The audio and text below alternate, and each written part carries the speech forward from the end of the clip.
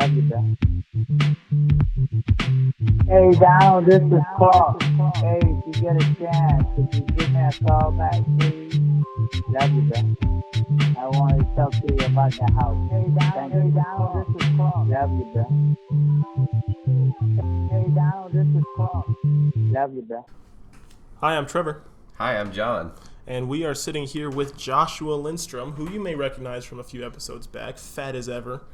Oh, yeah. You spilling out? Spilling out of your clothes? I'm spilling out. My waistband hates me. If they could only see you, they would be virtually disgusted. Oh, yeah. Oh, yeah. Like me. Constantly just slapping their hands over their cheeks so they don't vomit. I'm surprised profusely. you guys are keeping it cool like that. Oh, we've got buckets on the other side of our chairs Yes. Oh, in case okay. we need to throw up. Okay. But Why don't I? Also, I wear a blindfold. I don't know any of this. I was wondering why you were wearing that. yeah, listen, Josh, we've just been growing apart. Much like your pants. Growing apart. Like the seams. Yeah. My pants have not grown. Oh, we can tell. Certainly haven't shrunk. The last episode you were on was the one with Dylan. That felt like so long ago. Yeah, we it recorded does feel like outside. a Now long time. Dylan's dead. Yeah, Dylan died. Gone. You might as well be. He's living in LA. Mm-hmm. You got like so many just wildfires, and I saw something the other day that there's like half a dozen different reasons you could just randomly die just because you live in California. It was a pretty interesting study, but all I could think about was just all these things it was naming just happening to Were they all, Dylan like- over and over again. Like, Well, he's like hit natural by a things, car. or like Dylan sleeps So with a most of- 30-year-old woman who he Yeah. thinks is single.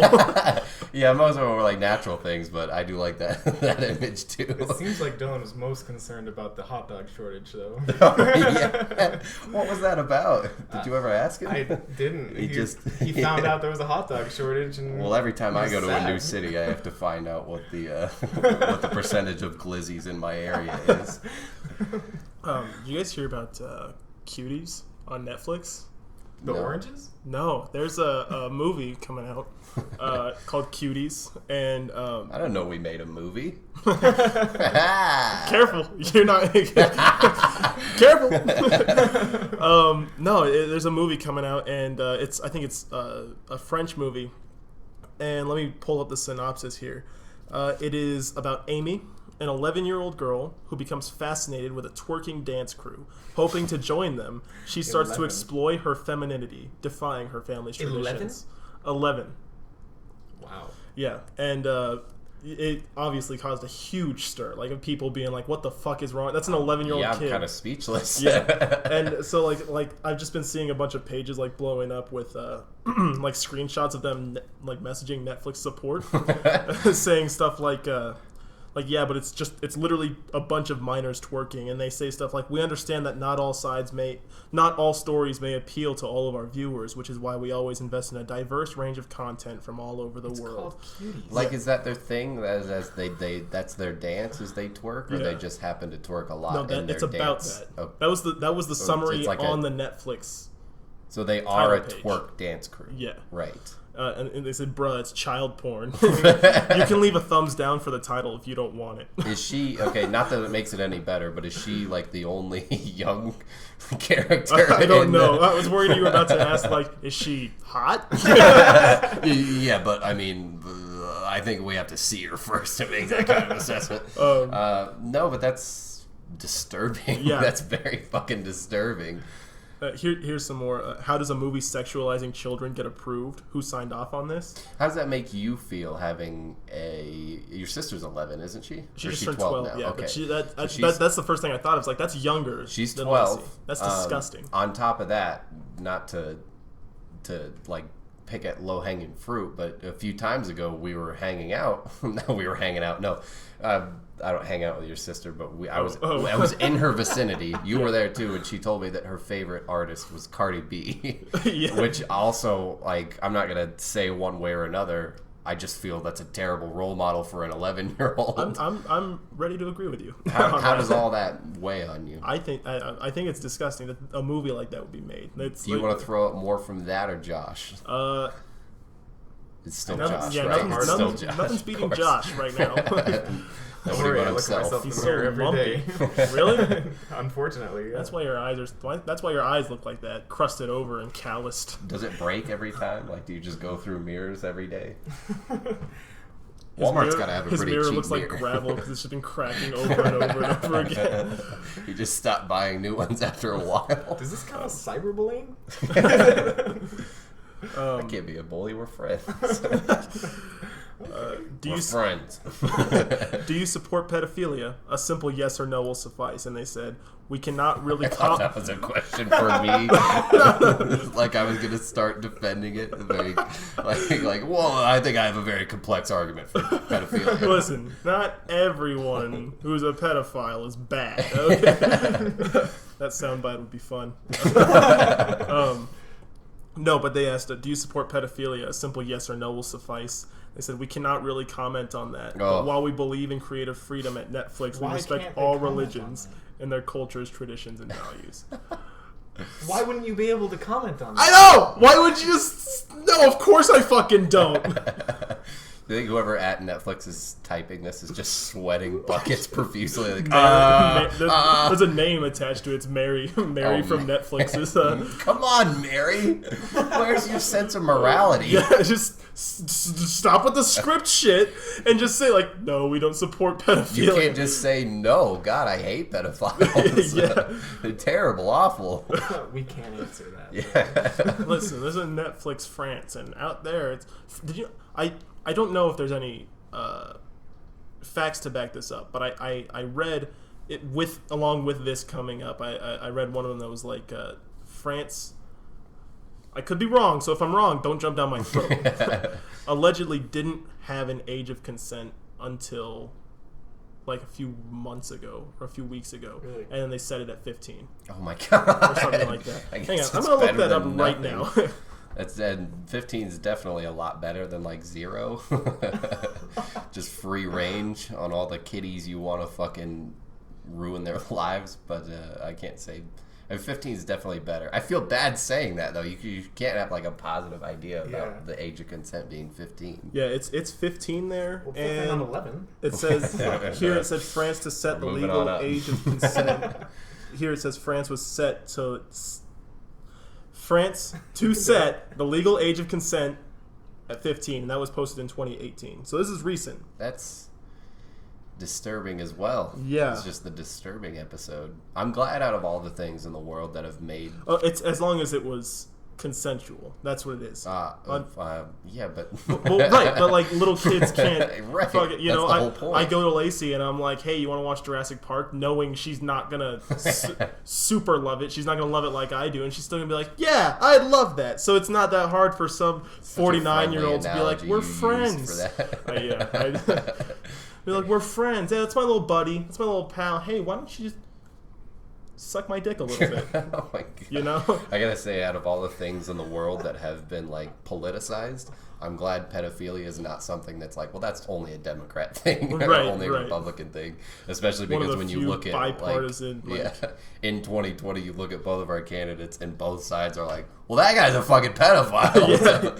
So I'm glad we're unlike masks, where it's like if you wear a mask, suddenly you're assigned, in some people's eyes, you're assigned to a certain party, which is disgusting because that's not the point.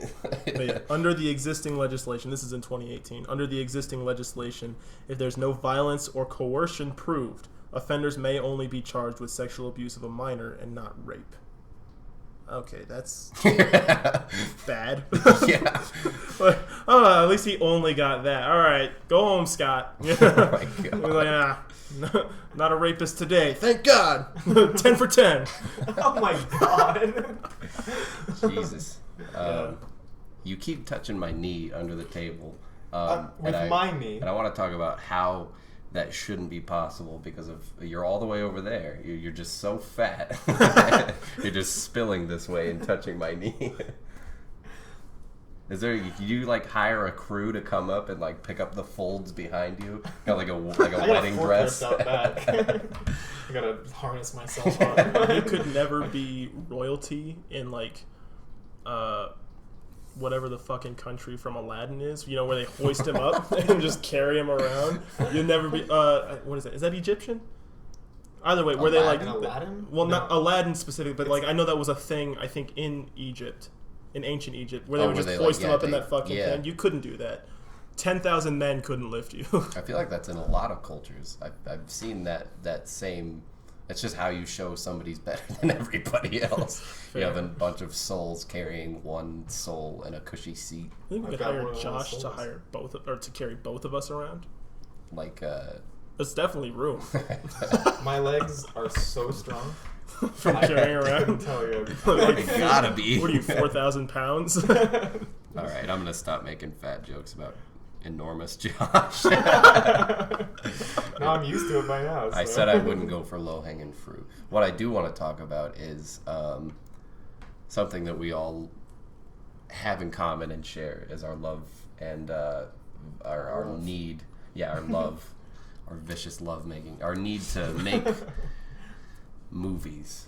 We love watching movies. We love making movies, but that had to come from somewhere. And I really didn't touch on to this entire idea of a career until I met you, let alone you and Dylan.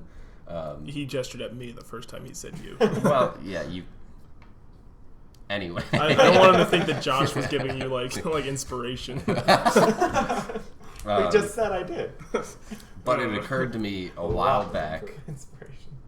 It occurred to me a while back that I've had this goal a lot longer than I thought I did. Yeah. And the love for it before I did, all the way back to 5th grade, actually, is when I tried to make my first movie. Yeah. Now, before I go on with that story, I want you guys to tell me how long do you guys think is as far as you can go back when your first thought of like, this is probably something that I could get into. You know, I would say around 5th grade. 5th grade? Yeah, because I would, with my dad's smartphone, my sister and I would take videos and like make little shorts of us. My 5th grade was so much doing- different than your 5th grade. I just digested that for a second. I would take these crack pipes. No, but we would take his smartphone. We'd make these little shorts outside about us doing like, we had a playhouse that my dad and my sister and I pretty much built, and we would When you were play that house. young, so it was your dad built it. Yeah, my dad built it. But we'd pretty much play house, and we'd film and be like a house setting.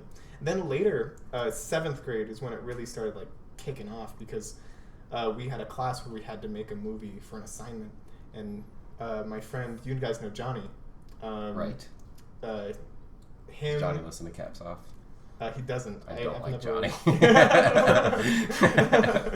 I can put him onto it, but we had an assignment where we were supposed to make a movie, and it was me, John, and this guy Joel. He was my friend in Bisbee for all these years, but we had a zombie apocalypse movie that we were gonna make. We put a lot of work into that. You were gonna make? Did you ever make it? We did make it. It Didn't turn out. It as was planned. unfinished when we turned it. We had a certain time limit, and we had okay. so many things that we wanted to do with it, but just couldn't. We were It's not- 7th graders with you. phones, and we couldn't put out what we wanted to. That's not very different from half of my assignments in 7th grade. Yeah. So most of them didn't even make it in. Yeah. Unfinished. What about you, Trevor? I want to say I've loved watching movies since as long as I can remember. I know this definitely isn't the first time I've mentioned Spider-Man 2. Yeah. But that and The Lion King were two movies that come to mind that I would just watch on repeat over and over and over. As soon as the credits finished rolling, I just hit play again and just watch them over and over and over again. And then growing up, it was like in stages. So it went from watching these movies, right, to playing with action figures. And I'm still like 5, 6, 7, just playing with action figures on the floor, making these little stories for myself. Right. And then that evolved into 7th grade. Around 7th grade, I started making, like stop motions, which I've talked about again before on here of making my first little stop motion movie and being really proud of it. And then somewhere around there, I think it was a little before then, maybe 5th grade, which is Funny. My grandma got me this little like It is shitty funny. camcorder. What's your game? This little shitty camcorder, and I remember just going through my house and just making all these little shots that like I'd seen people do on movies and trying to get it as still as possible and make it look as good and cinematic as possible. And from then it's just been, most of the decisions I've made have been like, well, how would this benefit me if I wanted to do that? Because that's truly what I love. That's awesome. Yeah. Mine. So 5th grade, one night I was just old 5th grade me playing in the living room with my toys, and this movie came on called Rush Hour. And if you're familiar with it, Vaguely, yeah, nice Jackie Chan movie. There's I don't know how many there are. I think there's 3 now. But I watched maybe 10 minutes of it, and there was a fight scene. That's all it took to be like, I'm destined to write the 4th Rush Hour movie. Which I'm actually not even 100% sure if that exists or not. Like, did they stop at 3? Let's see. I don't know. But either way. So I the next day at school, I took to my notebook and I wrote one full, complete, like 2-page script. That's a thing. That was basically, so I didn't know any of the characters' names, so I had to give them new names. But the characters were China guy, black man. yeah, black man, sassy black man. I had a black friend. His name was Caleb, who was destined for the role. I Why? did not have an Asian friend. See, you. It's funny you say that because the logic doesn't apply, because I didn't have an Asian friend. So Jackie Chan was a white guy. Here I go whitewashing everything. They teach him young. But my brother read it while because I took it home and I kept working on it. I told my brother about it and he read it, and it was called Rush Hour, the sequel. Because in 5th grade I didn't know sequel meant the second movie. And I'm writing a movie for a franchise that already has 3 movies, so I had to ace that off of it. Scratched it out. Why didn't you just call it Rush Hour 4? I don't know. I'm pretty sure that was a time when the Squeakquel was coming out. Oh God. The Alvin and the Chipmunks, Yeah. the Squeakquel. So I 5th grade me was like, I really love that word sequel. It means what Nobody comes knows after, that one right? but me. Yeah, of course. So, and then he relayed to me that not only could I not call it the sequel, I also can't call it Rush Hour because I don't own the rights to Rush Hour. Can you imagine fucking Universal or whoever made the movie coming after you and be like, look, kid, you think you can just steal our intellectual property? So I was like, you know what? You're right. I can't do that. So I would have put a C in front of it. Crush So Hour. I made a movie called Crush Hour, and it was amazing. And it had 2 lightning bolts on each side of Crush Hour. It was awesome. And so I finished my first script. I picked out who it was going to be. Incidentally, I only had 3 people in the cast, because there's the 2 good guys, and there had to be a bad guy. Right. And so my location I picked was the only place I could think that I was allowed to go to. So I picked naturally the park that was nearby the house. Yeah. That I lived in. And so before we went to that, I needed multiple scripts, and I didn't want to write them all out. So the next day at school, I went to the office, and I handed it to the lady at the desk, and I said, "Can you please copy this for me?"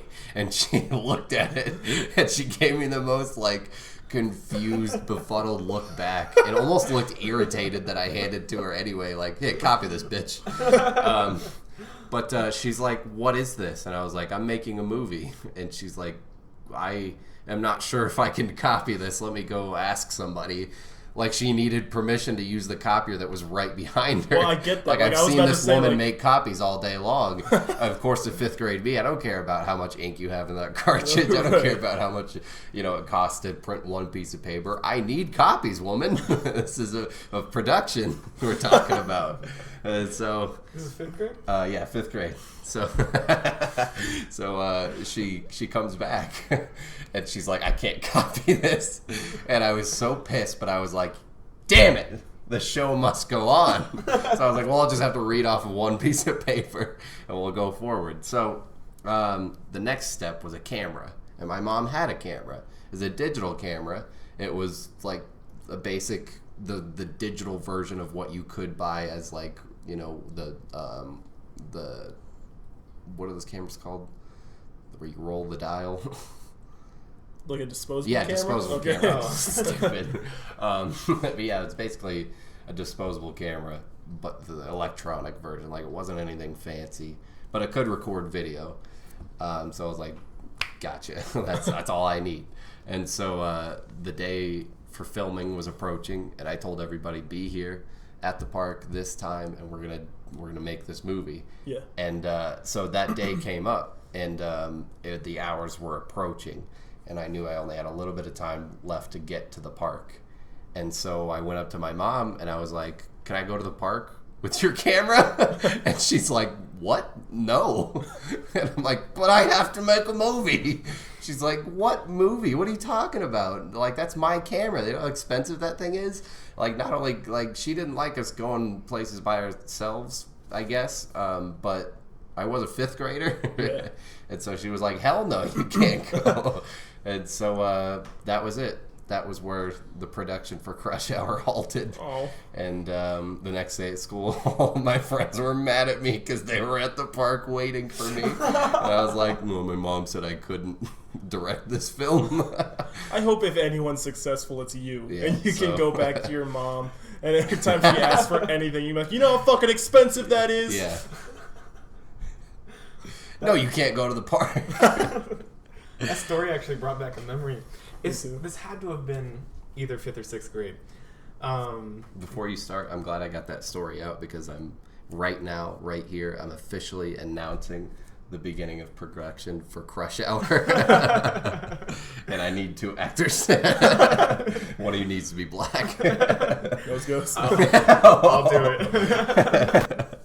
Trevor almost did blackface before. We're not going to make him do that. I'm not playing with those matches. But anyway, you're saying? Yeah, 5th or 6th grade. I think. Maybe 4th. But It better be. we haven't said 6th grade yet. But my friend Ryan and I, we had this idea. I'm pretty sure it was for a movie, because we were writing a script, and I vaguely remember this, but I remember us drawing out like the scenes on pieces of lined paper, and kind of like a storyboard, Right. but like not good. And it took up the whole sheet of lined paper for each. So like Dylan's storyboards. Yeah, like they were honestly probably a little The circle better, people. more well drawn, but I remember vividly we had a gate that had an H and an L. Like, his last name was Hooper. My last name was Lindstrom. So we had the H and the L on this gate. I don't know why. Because I can't remember if Like, the it character's was it name. someone else's gate? Yeah, it was. It was just a whoever gate was you playing, found with an H and an L. No, we drew it. Oh, On a piece of I paper. thought you were saying like you This wasn't something found, they had. They were like, wouldn't it be cool if we had that? like you were walking and you found like a cast iron gate with like celebrities have like their initials on it. And you're like, is this a sign? I think so. No, it's a we gotta gate. make a movie. No, but we drew this big gate with an H and an L on it. I can't remember if that was the main character's name, or if we were just stupid 4th graders, Right. thinking that would be cool. Good old if HL. someone else had a gate with our initials on it. But yeah, we were like starting to write a script, and that's kind of where my memory falls off. But It's a great that's story. that's another. It's just another thing to tie in with. I liked how you better when early you it were is. fat. Oh, thank you. The memory that your story sparked in me was not film related at all, but it was related to elementary school. 5th grade? No, second grade actually. Great. Wow. Go on. The second grade year was quite the adventure because kindergarten and first grade year I went to private school. I went to a Christian school. And so I switched to public school for second grade, and it was like a whole new world opened up. I remember at one point I told somebody that I was Native American, and she asked if I lived in a teepee. Oh, no. Oh, no. Naturally, you said yes. I looked at her so dumb and told her no. I was like, "What's wrong with you? I live in a house." Go ahead, yeah. In first grade, my mom, I told you how she always, as a kid, thought we were Native American, and so she pushed all that heavily, the culture and all this, so I learned so much. But the night before I went to class, she was telling me about how bad the white people were to Native Americans, and how they mistreated them and stuff. And so I went to class, and I had a friend. It was a girl. Her name was Courtney, and she was like my best friend in first grade. And the next day, I showed up, and I'm like, "I'm sorry, I can't be friends with you anymore." My mom told me I can't be friends with white people. And she cried. And I was like, "I'm sorry, it's just who I am." There's nothing I can do about it. Poor girl. It wasn't even who I am. I'm just another white guy in a long series of white guy being a dick. Please. I held off on making friends a lot that year because there was, I was like the new kid, and a lot of people wanted to get to know me, right? And I did meet people here and there. Nobody wanted to get to know you. No, dude, people did. He was gifted. I had to fend them off, and I actually did, because I, just like today, put myself apart from everybody and on a pedestal above them. Because you're Native American. No, because I thought they were robots. I was convinced that all of these public school fucking peons were just robots, and if they touched me, that I was going to get turned into a robot. Like literal robot, or more of like literal, like realistic looking robot, like Luke's hand from Empire Strikes Back. I thought you meant like robots in the sense of like they're robots, they're zombies, they're drones, they just do, they don't think. No, literal. Yeah, no, I wasn't that. That's me today, and I see someone like, "Oh, you fucking sheep. I'm so much better than you. I'm so much better than you." It's just like a couple playing like football in the park or something, I'm like, "God, you think you're the protagonist." No, such a shitty thing to say. But yeah, I remember thinking that, like legitimately thinking that, switching to the public school, that these kids were like just little robots, and they were there to trick me. They weren't real people like I was. I had your delusional imagination as a kid. Yeah, every time somebody touched me, I would like wipe it off. I'd have to like get the nanobots off. I didn't make a secret of it either. Like they didn't know I thought they didn't know I thought they were robots, but I wasn't like trying to hide the fact that I was rubbing off where they brushed up against me. And I was like, You got the robo touch. Never want to hear that again. I would not have liked you. I know. I told you that. I told you that. Once upon a time, I thought we would be best friends, but I'm pretty sure I'd fucking hate you. Yeah. No, you would be my best friend because I'm Native American like you. Oh, right. Yeah. I can't have anybody else. We're the protagonists. I hope Courtney remembers that. I want to find her someday and remember that. She had like family members that lived next door to us, so like a few days later, she was just next door to my house, and I was like peeking out the window because I was like, "Oh God, I made that girl cry." I was afraid that she better not send me on a trail of tears. Oh my God. Mom, I'm scared. What are they gonna do to us for existing? They found us. Quick, under the floorboards. That's terrible. It is what it is, I guess. There's a story that I told you a little while ago, and I told you I wanted to save it for Caps Off, but then I told you anyway, and you said just wait a while and tell me again. Mm-hmm. So you're probably going to remember it because it hasn't been that long, but I can tell it to Josh for the first time, and there's an update that I want to bring to it. Oh, great. So I work at a movie theater, when it's open, not shut down. I work at a movie theater, and I was talking to my coworker Bobby, who I'm pretty sure I've brought up before. Bobby. Yeah. Yes. Bobby. The man of many words. Yeah, and he told me about a guy that used to work there like 20 years ago, who he was a little asshole. He was like my age, right? He was his senior year, and then 2 years after his senior year, before he went to college. If this was a flashback, does Bobby have like an afro and he's like cleaning the counter and stuff? No, he's got long hair and he's like 250 pounds. Oh, God. He's so proud of his weight loss. Good for Bobby. Yeah. Josh, you should learn a thing or two. God damn It's not that it. hard, Josh. It's not that hard. But yeah, and then like I don't know, some 90s band, Unbelievable, is playing on the radio.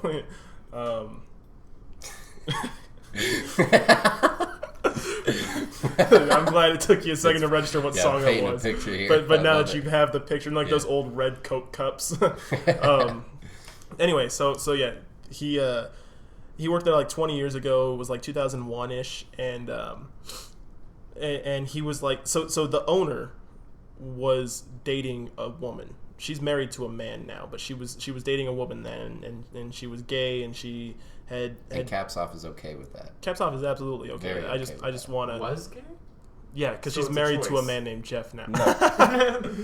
But she was with this girl for this girl for like 20 Okay. years. That's not okay. That's not okay. Demonetized. She was with this girl for like 20 years, and this girl was very awful, according to Bobby.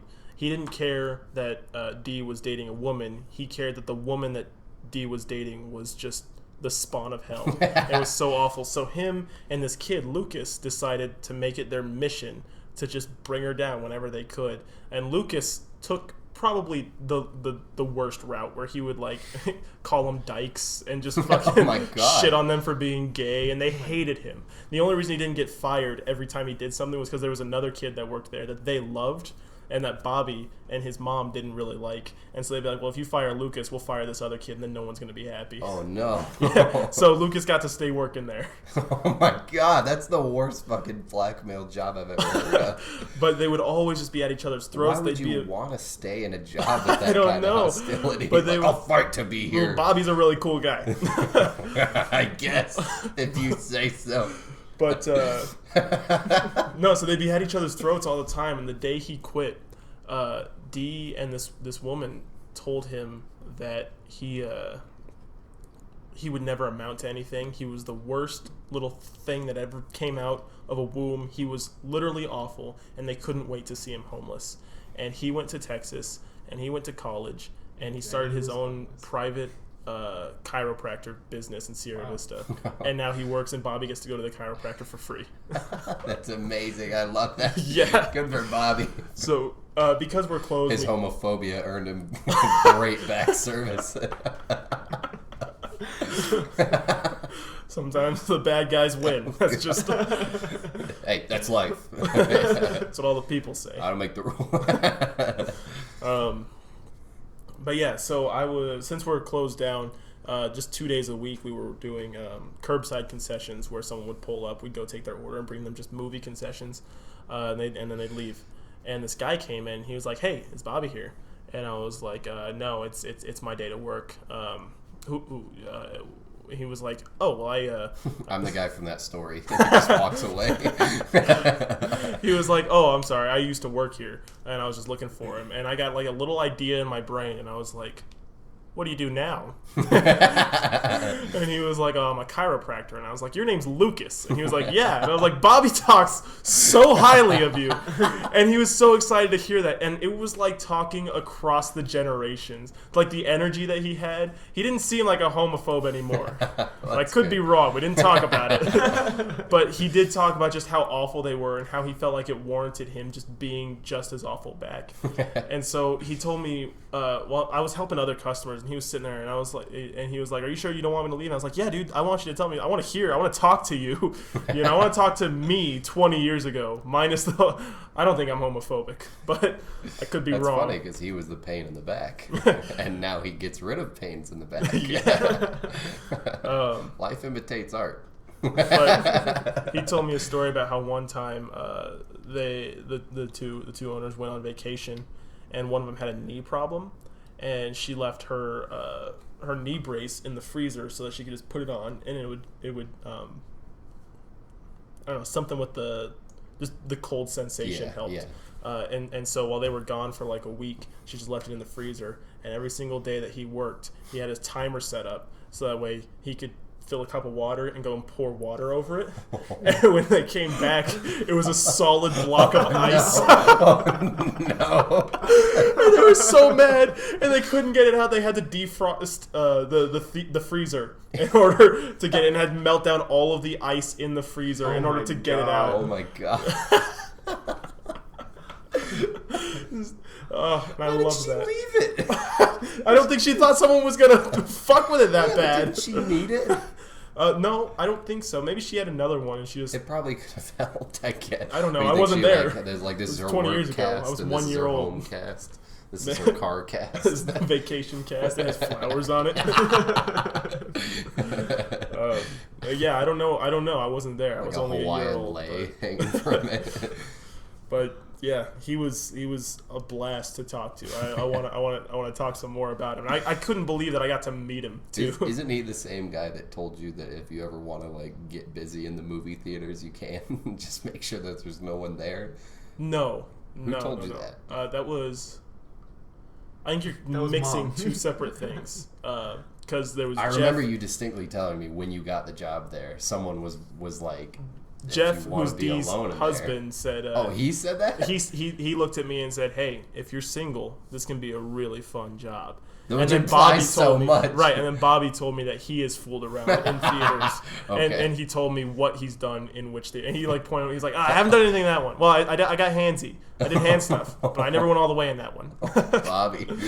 God. Bobby, what the fuck? What the fuck, Bobby? So, yeah, both of those together. But no one straight up told me, yeah, we don't care if you go fuck. But with the knowledge that Bobby delays to you, your boss's husband, like, basically nonchalantly gave you permission to fuck around in the movie Right, theater. to flirt and all that shit. Like, if you hadn't already come up with that idea, now you have it. Right. So, yeah, I got to meet Lucas the Legend. Seems like a fun guy. He doesn't seem like an alright guy. He's a chiropractor. I hope to get on his real good side so I can start Getting it for free. Yeah. Like Bobby. So you can get him on your backside. Yeah, nice. I can bring Hopefully it in a movie theater. up. next time my boss gets mad at me, I can just be like, you know what? I side with Lucas. He's right. I bet your ex-girlfriend's knee hurt a lot, didn't it? She's like, what? But I want to keep asking him all these questions and like get all of his stories so I can just talk. This was in 2001. Like The Office hadn't come out. Yeah. He just had these ideas. He's like, I know exactly how to fuck with somebody. At my old job, I used to throw a ham at the cameras and block Like, slice the ham? Yeah, like a little slice of ham. I used to just toss them at the camera, see if I could block them off.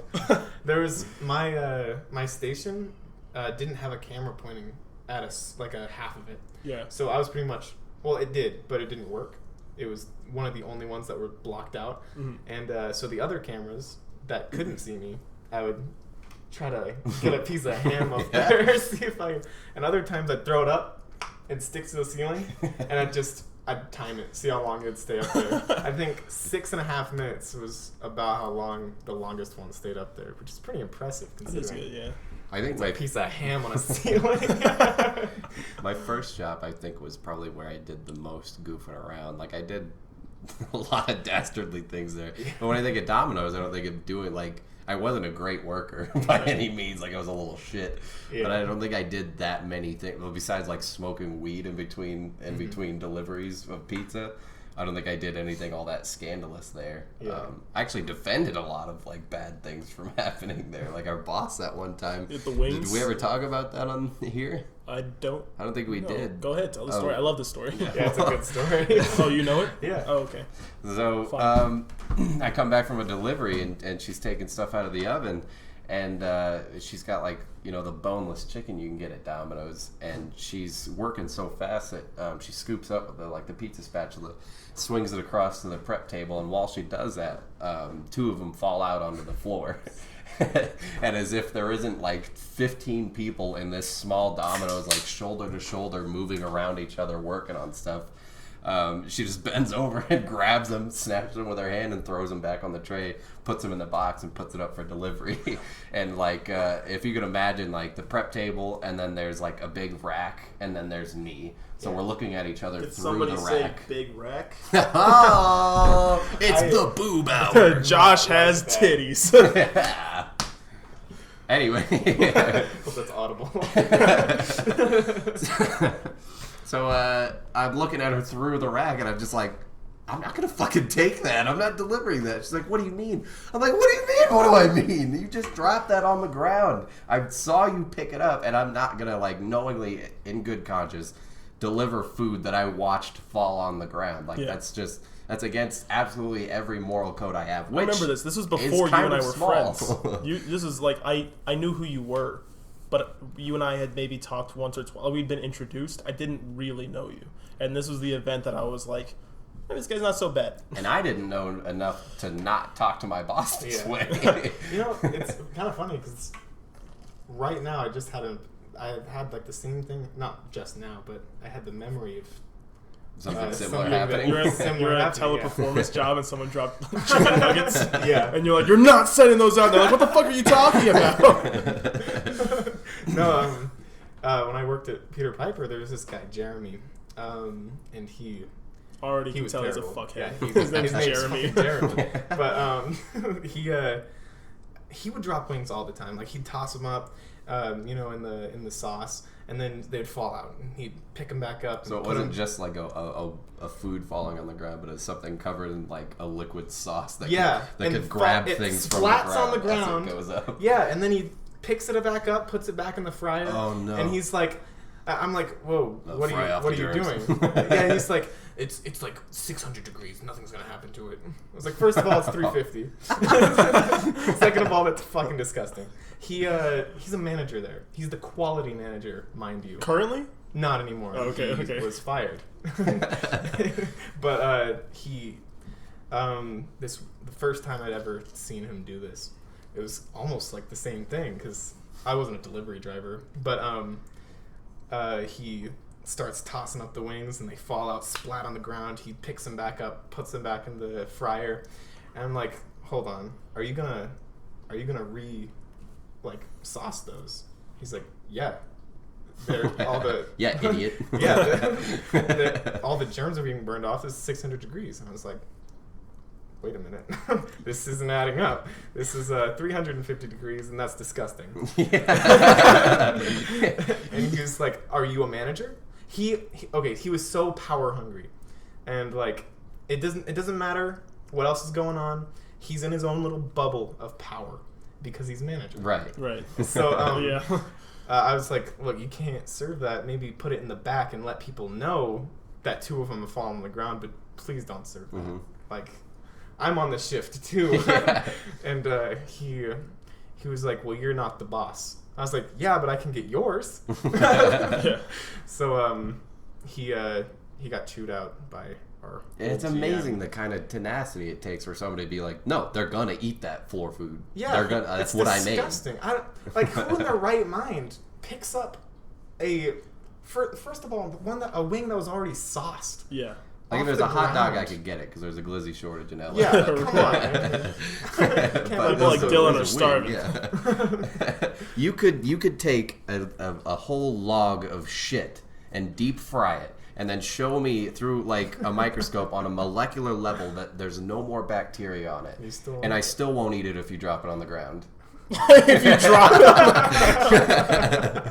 I don't do ground food. You remember that question I asked you and Alyssa forever ago that was like, if you couldn't, I think it was from Tell 'em Steve Dave, where if something shifted and the only way you could get high was by consuming human feces in some way, would you still continue to get high?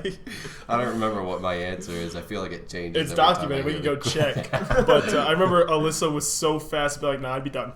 No, hard no. It's over. What about you? There's no drugs, no alcohol, no nothing to give you that feeling of euphoria Except left in human the world feces. except for feces. I You don't can do anything to it Well, to make it more. okay, how about this? Human feces or other feces? We'll go with human feces for the Ju- analogy. There's something special about human feces. I would probably not. Josh is like, I'd way rather eat dog shit. I'll eat dog shit any day, but if it comes from my body, it's a deal breaker. Oh, from my body? No, I'm just kidding. Are you gonna eat? I was gonna say, in the scenario where you are eating I shit, just I'm have gonna a eat it partner. from my own body. Well, I'm I not would eating much your rather eat shit. it I'd have a from poop my partner. body than your body. Yeah, you'd get ready. You'd eat special, right? Yeah. Oh, God. I'm gonna You don't eat trust drugs and the- alcohol. I never finished my chicken wing story. Chicken wing, Yeah, hot dog and bologna. Never again, please. So we're doing like a very cartoony, like I'm pushing the box towards her and she's pushing it back towards me. Yeah. We're just shoving it back and forth, and and finally after like this interaction has caught the attention of everybody around. Everybody now that I was the only person who saw her drop the chicken. I think there might have been someone else, but now everybody in that store knows that chicken's not supposed to go out, and she's trying to make it go out, and now we're fighting about it. And what I didn't know is like this was a scary, quote unquote, scary manager, and you're not supposed to talk back against her, blah blah blah, and she can be very vengeful and shit. I didn't give Boy, a can fuck. she. I didn't give a shit. I was just like, I'm not doing it. And so finally, after she looks around, she sees everybody looking at her, she plops it in the trash, and she's like, "Fine, I'll make another one." And No, she didn't plop it in the trash. She put it up top for the employees to eat. No, she put it in the trash, and Are I you took sure? it out. Yeah, because I Okay. took it out of the trash, and I was like, "No," and I popped the box open. I was like, "Eat one, Tammy." And she's like, "No, I don't like those." But the day before, you'd think I wouldn't remember something like this, but I was like washing dishes, and I looked over, and she's just like shoving them in her mouth like a little fucking goblin. It was disgusting, and it was enough That's goblin. it was enough to leave an imprint in my mind that the next day I was like, I saw you fucking eat those yesterday. I know you do like them. And she's like, I don't like them. And I was like, if they're so great, or if they're fine, if whoever ordered these, or that these are good enough for them to eat, you eat one and show me. And she's like, no. And that's when she put it up top for the crew to eat. And I was like, oh, so you want us to eat the floor food? And then the garbage food. Yeah, it was in the garbage too. But no, she scurried back. I didn't think she really knew what to do because, like, in most cases, Nobody's she's ever- very No. she's very defensive. She's very on top of her Jeremy game. But I caught her off fucking guard. It was weird, and it gave me a fucking power trip like you wouldn't believe. Like, Yeah. I was the only one in the village to walk up to the dragon and try to swing my sword at her. And they're like, "Oh God!" And we all chanted. And then we're like, John. We like texted the district manager, like, we want John to be our new general manager. A job that John. a job that I would not have done very well. Oh, God, she was nuts, though. She was absolutely fucking bananas. Dude, I don't know what it was, but a lot of the management at Domino's was just disgusting. Like, it was really gross. You got Rich, who is... I'll tell you what it is. We're Such pretty a sure he has autism. it's such a high-paying position for such a low-quality position Yeah. that you literally, like, shit runs downhill so much right there, and you're at the top of a hill. Yeah. You think, like, at least I'm not one of those, pesky drivers. Like, that's the low, or like a CSR, like, CSR in was store, lower like, that's driver. the lowest of the low. But really, you took the most shit in Tammy's position. Does that make me feel bad for her? Absolutely not. Absolutely fucking not. Because I've been a manager somewhere before and I've taken a lot of shit, but in no way did I turn around and be like, "This is your fault." Like, remember John? oh God, yeah. The guy had hepatitis and he made pizzas. He had Hep C, and then he would, like, eat off of the line. Like, he'd be making a pizza, and he'd grab a pepperoni and just stick it in his mouth and keep... It was so fucking gross. And they didn't so- even require him to wear gloves. No.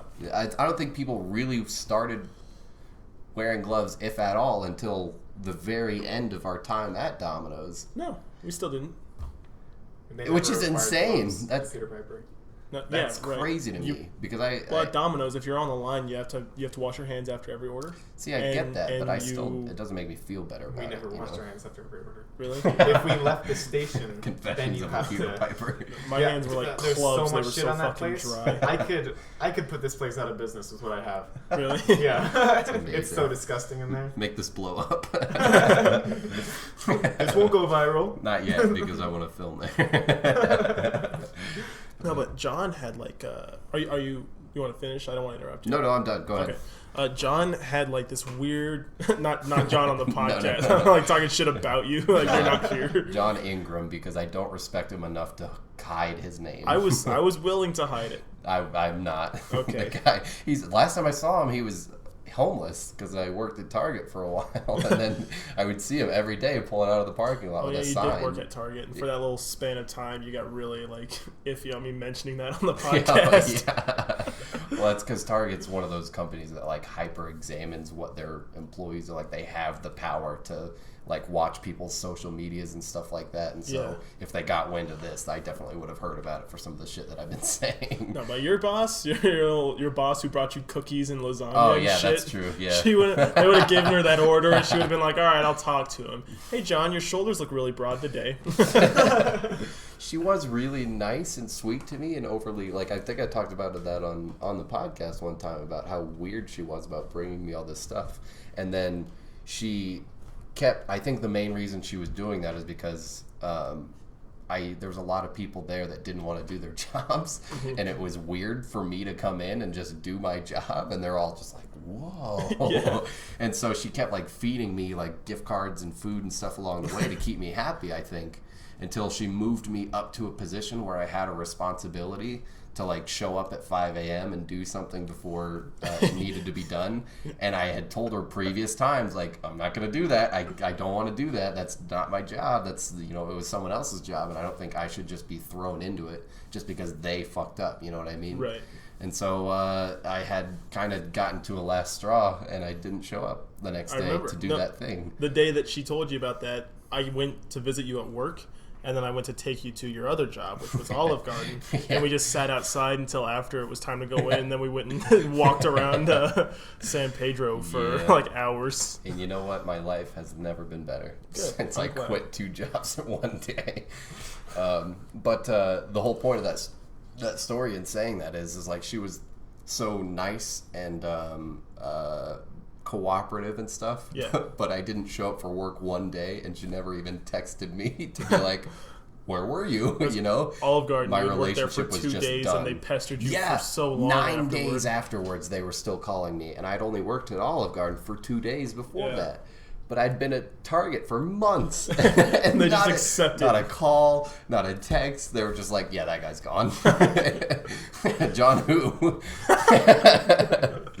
No, but this guy, John Ingram at Domino's, he had Hep C. He would constantly eat off the line. He was disgusting. And he had this thing in his head where he thought he was like...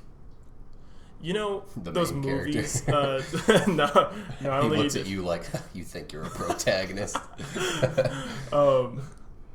He had this like. Have you ever seen Stand and Deliver? Mm-mm. It's one of those movies where like It's on my list. someone really. Yeah. It's. Am I thinking of? I think I'm thinking of the right movie.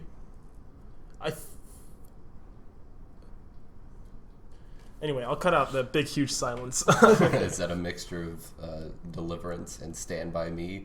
No, I think... Where a bunch of woolly kids get raped by rednecks in the Appalachian? No. I'm pretty sure I'm thinking of the right movie, but it's essentially... It was filmed somewhere down here, I think in Tucson. But where Yeah, it was fun. I heard that. Yeah, a teacher goes to like an underdeveloped school with a bunch of like really bad behaved kids and turns them around, and they have the highest scores in the state, and then they're the best and they love him, and it's one of those movies. Yeah. And John thought he was that. He thought he was that teacher. He thought he was the Stand and Deliver of Domino's. Yeah, and he would always tell me stuff like one day, the day I learned how to like Trevor, never share a needle. The day I learned how to do the line, Gary, who we've mentioned before, I think Gary just put me on the line. I was off my shift. I wasn't working anymore, and he was like, "Oh, you got to learn it at some point." And he just made me box and and he just stood over my shoulder and told me what to do, and he made me box and put everything away for like half an hour. He was like, "Good, now you know the line." And I went home. And and he didn't have to do work that night. Well, John stopped me on my way out, and he was like, "Hey, man, if you ever want to like stay late and like pick my brain, I'm down for that." And I was like, he said, "Pick my brain." Oh, God. I was like, yeah, sure. And he had like moments like that, and he also had moments where like after he got demoted to CSR. Yeah, which is such a great transition of the story. He had like, he would always try and give me this sage wisdom and advice that I knew was bad. He had like this box. It was a box of forks, and it was labeled like it had like the dominoes writing like something. This is a box of fucking forks, and he wrote in Sharpie forever ago like, and spoons. Oh, yeah, and he spitting facts. right. And one day I walked up to him, and he was just squatting under there, and he just crossed it out. He just crossed out his and spoons comment, and I was like, "What are you doing there?" Playtime's over. Looks up crying. There's no more spoons. Yeah, I was like, "What are you doing there?" And he was like, "Well, I was sick of seeing it. You know, it just reminded me of the old days. You know why I wrote that? You know why I wrote that originally?" And I was like, "Why did you write in spoons?" Because there was spoons. No, I was like, "Why did you write in spoons on the box?" And he was like, "To make CSRs think. Incoming kids who just didn't know the job, they read that and they're like, oh, there are no spoons in there." And then suddenly they're thinking on the job and they get better. And I'm like, "Shut the fuck up, John. No, you didn't." You know you fucking did. I said it to his face. I was like, "Shut up. No, you did not do that." And I walked away. This sure. man had been demoted. And now some 19-year-old is just walking all over it. Like, stop fucking talking, old man. I'm pretty sure the Polar Express has the same message. Just like, seeing isn't believing. Don't just accept things. You idiot. You thought there were spoons in here. I bet you think you're the protagonist. Yeah. That's, oh my God. There's another What day. a guy. Yeah, and you know how we had those little lockers? Yeah. Mine just had my name on it. It was just a little name tag, and someone took it. Puts and spoons. Trevor and spoons. No, we were looking at it, and I put it on, and this was like my very first within my first 2 weeks at Domino's. It was him and this girl Mary, who was also really gross, and she had a single tooth in the middle of her mouth, like Actually, Patrick Starr. Correction, she was missing both of her buck teeth, and all she had was the like curve Yeah. of the gums, so it like pointed down. Yeah, she was resembling where there once was two teeth. right, and we started at the same time, or she had been there 2 weeks before me, and I quickly rose above her because it was clear why she was like 35, working at a low-level Domino's job. She just didn't like it, didn't like working at all. But anyway, we were all huddled around my locker. They were treating it like some sort of tradition as I like put my name tag on. They were like, "Aw," and Mary goes, "Trevor is clever." And like looks at me like she just came up with the fucking idea of the century. And I was like, "Yeah." And then John goes, "Wait, I have an idea." I was like, "Uh-oh." And he takes my name tag away and walks away with it. He absconds with my name tag. To do his business in private. Yeah, he starts writing on it. And spoons! And he starts writing out what he thinks is the fucking most banger line that anyone has ever, the most epic burn. And he comes back and he puts it, he slaps it right on my locker. And it says, "Trevor is not clever." And he goes, "Oh my God, I'm sorry, I had to, I fucking had to, I'm sorry, man." You're on punked. The camera there. You're so stupid. You think you're the protagonist? Yeah. Mine, I think, is just as dumb, but incredibly underwhelming. In which somebody, like mine, I just wrote John on it. And I didn't write my last name at all. But my last name is Van Hook. So someone wrote Van, and instead of writing Hook, they just wrote Helsing. pretty sure that was Stephanie. Yeah, it was. Dumb bitch. They got me. They fucking got me. Stephanie's a whole other beast. Oh my god. She's like our favorite to like just pull from and be like, look at this fucking stupid thing that happened today. Yeah. I had a coworker. Her name was Hannah. Fuck Hannah. She was. Yeah. Fuck Hannah. No, but she was actually terrible. I don't talk for Hannah.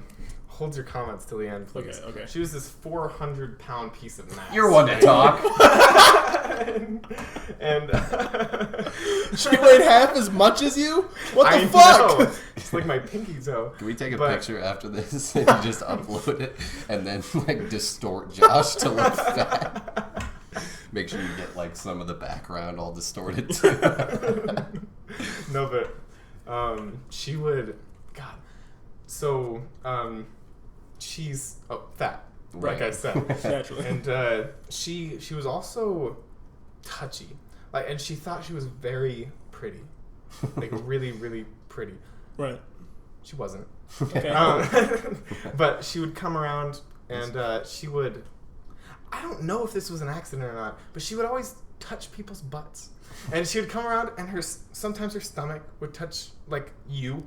And you'd be like, ooh. But other times... Like John earlier in the podcast. Yeah. But other times, it would be like her whole hand caresses your butt cheek. And she's like, oops, sorry. There isn't a universe where that's an accident. That's what it just doesn't happen. I think. And I'm dating April at the time. Yeah. And I'm telling her, I'm like, look, your friend Hannah, they were friends at the time. Your friend. She didn't get engulfed, luckily. Like, unless you walk around like you're constantly trying to catch a pop fly in outer field, you don't accidentally grab someone's ass. It just doesn't happen. It'd be light. It'd be like a gentle...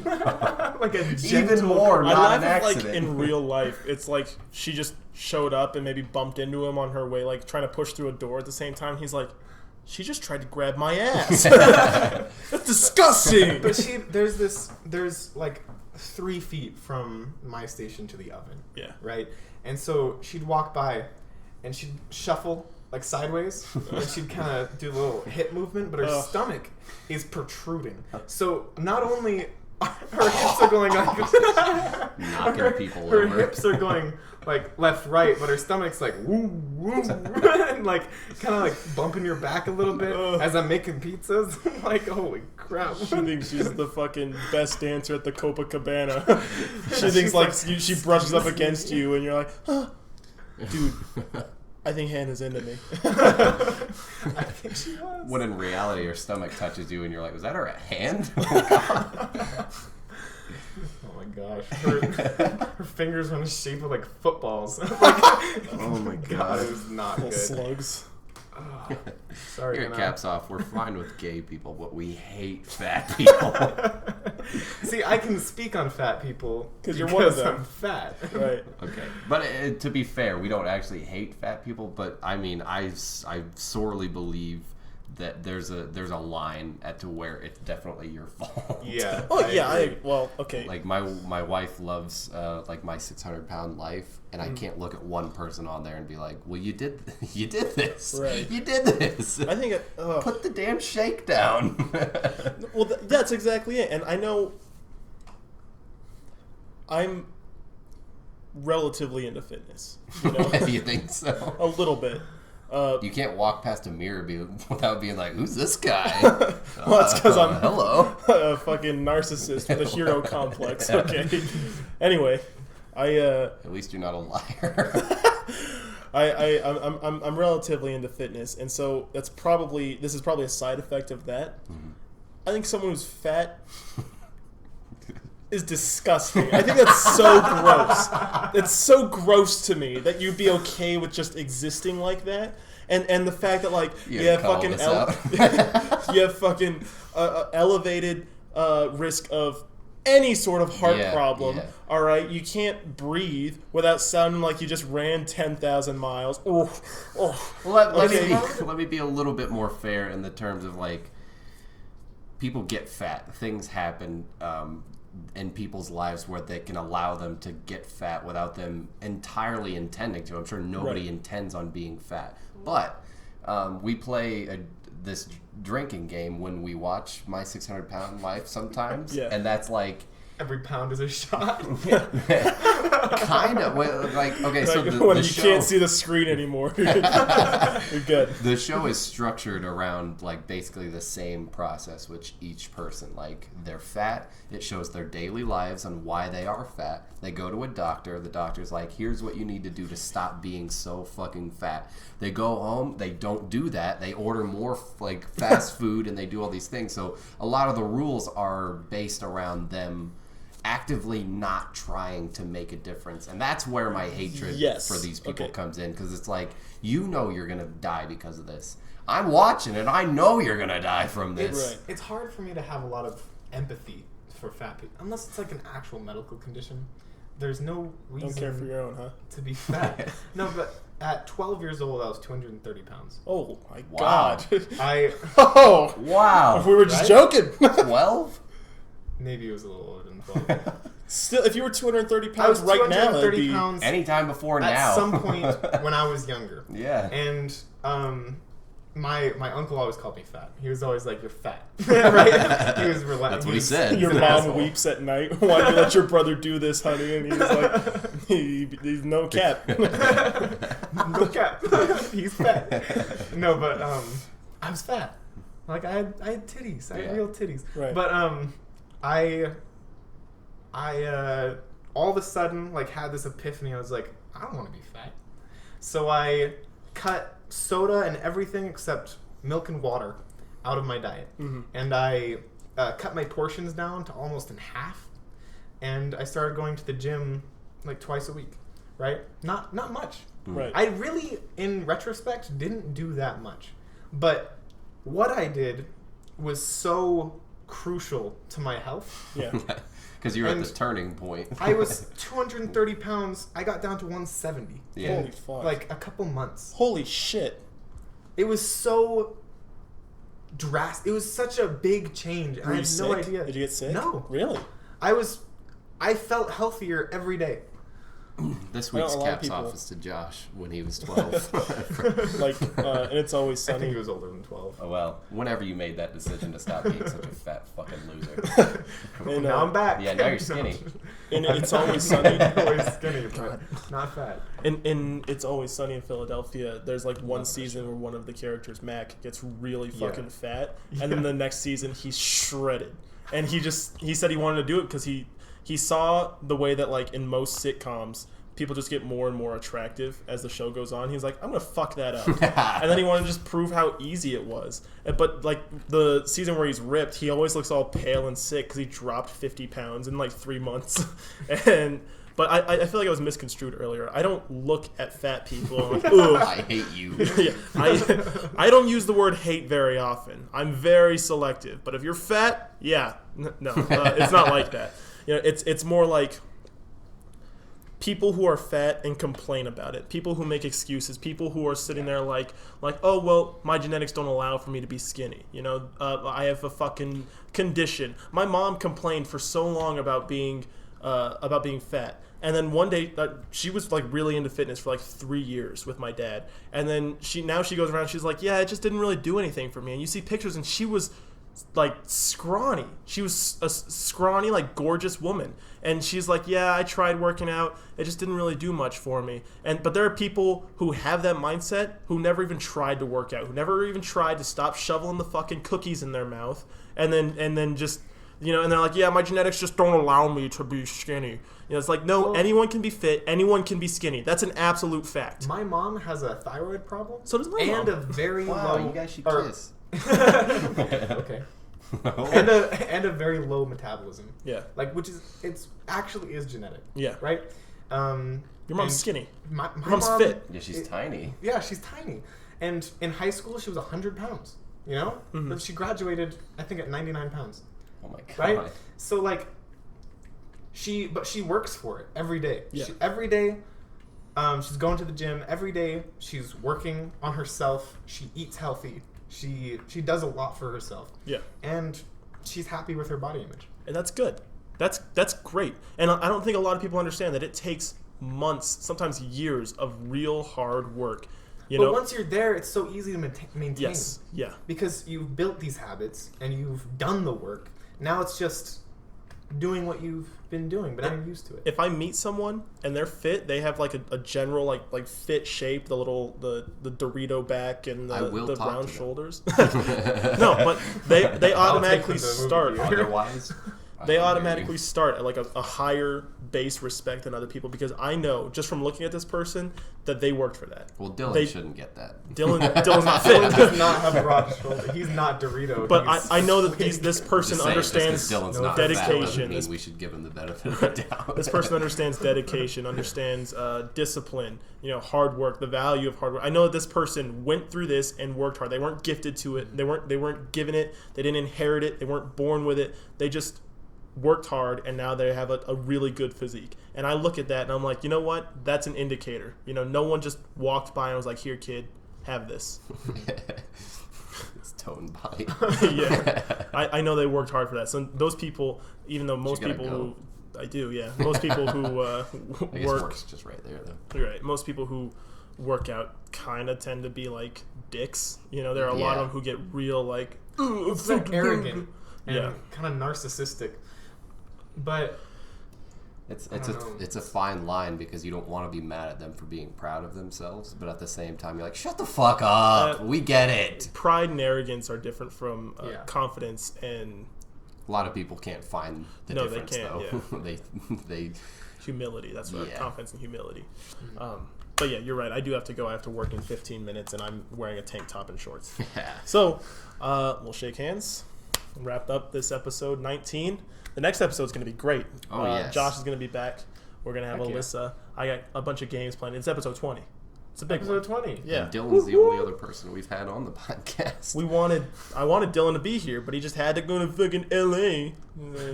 Try and make a name for himself. Yeah, what a douche. We'll find I love you, Dylan. Please come back. He's gonna fall in love. I think Dylan's doing right now. That's me every night before I go to bed. All right, bye. Love you, bro. Hey, Donald, this is Clark. Hey, if you get a chance, could you give me a call back, please? Love you, bro. I want to talk to you about the house. Hey, Donald, this is Clark. Love you, bro. Hey, Donald, this is Clark. Love you, bro.